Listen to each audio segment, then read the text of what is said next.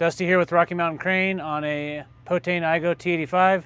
We're going to talk a little bit about what's inside this electrical panel so that you can help us troubleshoot and diagnose a crane when we give you a call. This is just going to be general descriptions of different things inside the panel, but it'll let you kind of know when we ask you to look at something, you know what to look for. So we're going to start with the right side of the panel. So over here, you can see these are labeled. So this is K100A. This is a contactor. That is the main contactor that helps make this crane start up and connect to the remote. This is the processor.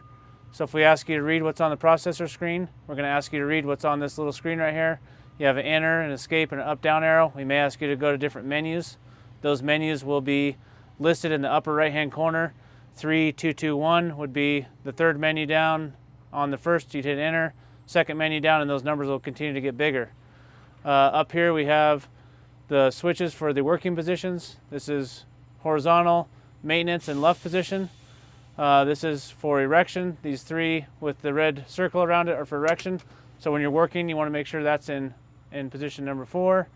Up here are the thermostats for the heating and cooling fans. This is a power supply transformer. This should have a green light on it when it's in normal operation. This is the battery charger.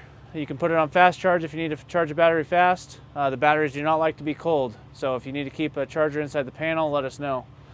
These are also switches that need to be aware of what position they're in. 3 is the working position. That can get bumped by an operator and cause you to lose your hoist.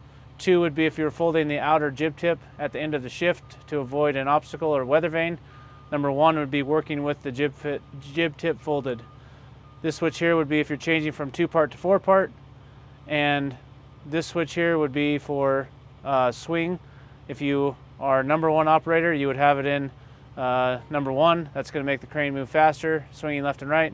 Number 2 would be if you wanted the crane to slow down. Here you have your slew motor and the slew weather vane brake release. If for some reason the weather vane's not working, we're going to ask you to lift this up and here if you hear the weather vane function kick off. This is an encoder for top sight for zoning. This is the encoder for the revolutions on the swing left and right so that we don't twist the power cable up. With our updates coming up, that'll hopefully go away. But for the time being, this will let you go 2 rotations left, 2 rotations right. So we may have to have you jumper this out so that we can get the power cord unwound. This down here is called the G-strip. This is where all the wires come in and you can do tests and functions that we may ask you. This U100N is the phase converter. That's another thing they'll ask you to look at to see if we have the correct color lights for power coming in and out. The other thing we might ask you to look for is these contactors. They have a name, a number, and a letter, and we might ask you to flip open this little hatch right here and see if this contactor is pulled in.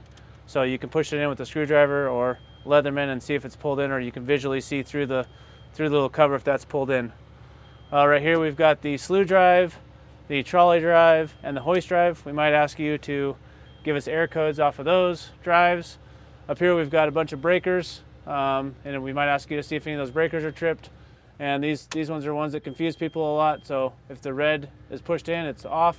And if the black is pushed in, it's on.